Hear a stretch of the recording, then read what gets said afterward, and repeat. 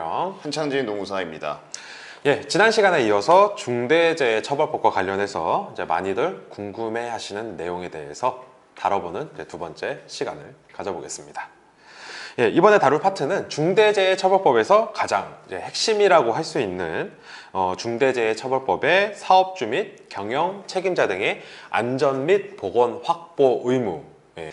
먼저 중대재해처벌법 시행령 제4조 제2호는 산업안전보건법에 따라 안전관리자, 보건관리자, 안전보건관리 담당자, 산업보건의를 3명 이상 두면서 상시 근로자 수가 500명 이상 또는 시공능력 200이 이내인 건설업체 사업 또는 사업장의 경우 안전보건에 관한 업무를 총괄 관리하는 전담 조직을 두라고 정하고 있는데요.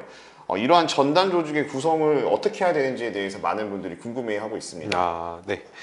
먼저 가장 궁금해하시는 게 이거죠. 전담 조직은 도대체 몇 명으로 구성해야 되냐? 네.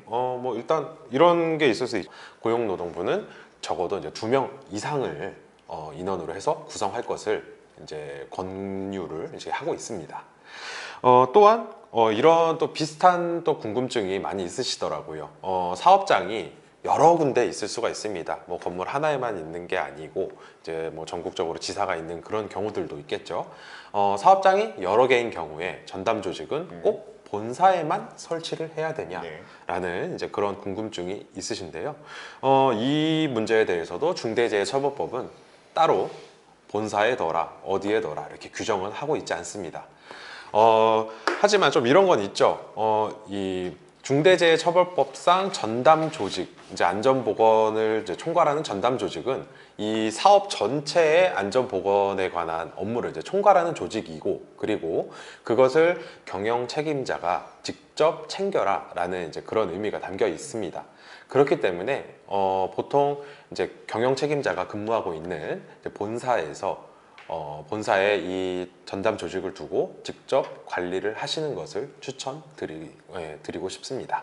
다음으로 중대재해처벌법 시행령 제4조 제3호에서 유해 위험 요인의 확인 및 개선 절차를 만들고 수행 여부를 반기에 1회 이상 점검하라고 정하고 있는 것과 관련해서 단서에서는 산업안전보건법에 따른 위험성 평가를 실시하고 결과를 보고받은 경우에는 해당 의무를 이행한 것으로 보고 있는데요. 문제되는 것이 산업안전보건법에 따른 위험성 평가는 연 1회인 경우이고 중대재해처벌법에서는 반기에 1회 이상 점검하라고 되어 있는데, 그렇다면 위험성 평가를 연 1회만 한 경우에도 중대재해처벌법 시행령 제4조 3호에 대한 의무를 이해한 것으로 인정이 되는지에 대한 많은 궁금증들이 있습니다. 산업안전보건법에 따른 위험성 평가를 실시하면 이제 중대재해처벌법에 따른 유해 위험 요인 확인 및 개선에 대한 의무를 이행한 것으로 볼 수 있는데요. 문제는 아까 이거 말씀해 주셨죠. 중대재해처벌법에 따른 유해 위험 요인 개선 및 확인 절차는 반기 1회 하도록 이제 규정이 되어 있는데, 산업안전보건법에 따른 위험성 평가는 연 1회 정기평가로 되어 있습니다. 그러면은 산업안전보건법에 따른 위험성 평가가 한 번만 실시하면 더 좋은 거 아니겠냐 이렇게 생각하실 수 있는데요. 이제 산업안전보건법을 보시면은 연 1회 하는 정기 위험성 평가뿐만이 아니고, 그리고 작업 방법, 그리고 작업 절차가 이제 신규 도입되거나 이제 변경되는 경우, 그리고 산업재해, 그죠? 산업재해가 발생한 경우에 실시하는 수시 평가도 따로 규정하고 있습니다. 이런 것들을 모두 다 실시해야지만 비로소 중대재해처벌법에서 규정하는 의무를 다 이행하신다, 이렇게 보시면 되겠습니다. 단순히 횟수에만 집착해서 어떤 게 더 유불리를 따질 필요는 없다는 말씀이시네요. 그렇죠. 네, 맞습니다. 네, 알겠습니다. 그 다음으로 시행령 제4조 4호는 재해 예방을 위한 필요한 안전보건에 관한 인력, 시설 및 장비를 구비하는 데 필요한 예산을 편성하고 이것을 용도에 맞게 집행할 것을 정하고 있습니다.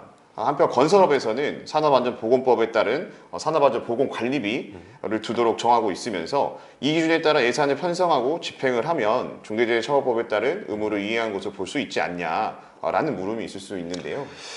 예, 산업안전보건관리비, 산업안전보건법에서 이제 규정하고 있죠. 건설업의 경우에. 예, 이 산업안전보건관리비도 이제 안전이랑 보건에 관한 이제 뭐 비용을 편성하고 집행해라라는 내용이기 때문에 이것만 해도 중대재해처벌법상 뭐 재해 예방에 필요한 뭐 예상 편성 및 집행 의무를 뭐 이행한 것으로 볼 수 있지 않겠냐라고 이제 뭉뚱그려서 좀 생각하시는 경우들이 있습니다. 그렇지만 이거는 조금 다른 부분이 있어요. 일단은 이 둘은 별개로 이제 독립된 의무로 보고 있습니다. 산업안전보건관리비는 건설 발주자의 의무이고, 중대재해처벌법은 이제 대표적으로 이제 시공사죠. 그 현장을 직접적으로 지배 관리하는 시공사의 사업주나 경영 책임자에게 의무를 지운 것이기 때문인데요.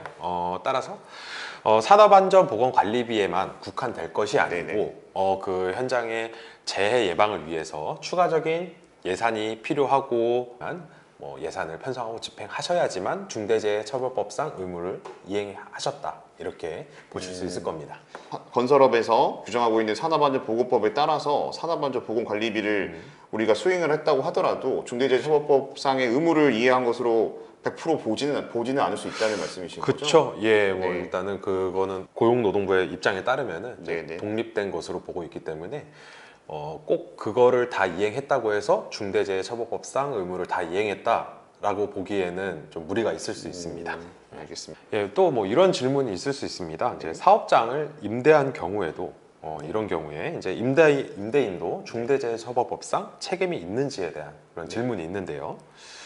이 경우는 일반적으로 임차인이 실질적으로 그 공간 해당 장소에 대해서 실질적인 지휘 감독을 하고 있기 때문에 임차인에게 중대재해처벌법의 책임이 있다고 보여지고, 다만 A적으로 임대인이 도급인이면서 해당 장소에서 실질적으로 지배 운영 관리를 하고 있다라고 인정이 되면은 중대재해 책임에 적용 대상이 될 수는 있을 것 같습니다. 네, 또 이와 비슷하게 이제 건설공사를 발주한 경우에도 중대재해처벌법상 이제 발주자가 책임을 지게 되는지에 대한 이제 궁금증들이 많이 있으신데요. 이런 부분에 대해서는 일반적으로 건설공사 발주자는 공사 기간 동안 해당 현장에 대해서 이제 실질적으로 지배, 운영, 관리하고 있다고 보지 어렵습니다. 일반적으로는 그렇죠. 발주자이면서도 그 현장에 대해서 실질적으로 지배, 운영, 관리를 하고 있다라고 하면은 중대재해처벌법의 책임을 이제 지실 수도 있다라고 이렇게 생각해 주시면 될 것 같습니다. 지금까지 중대재해처벌법 업무를 진행하면서 받은 여러 질문들을 고용노동부에서 발간한 자료들을 근거로 해서 답변을 했습니다.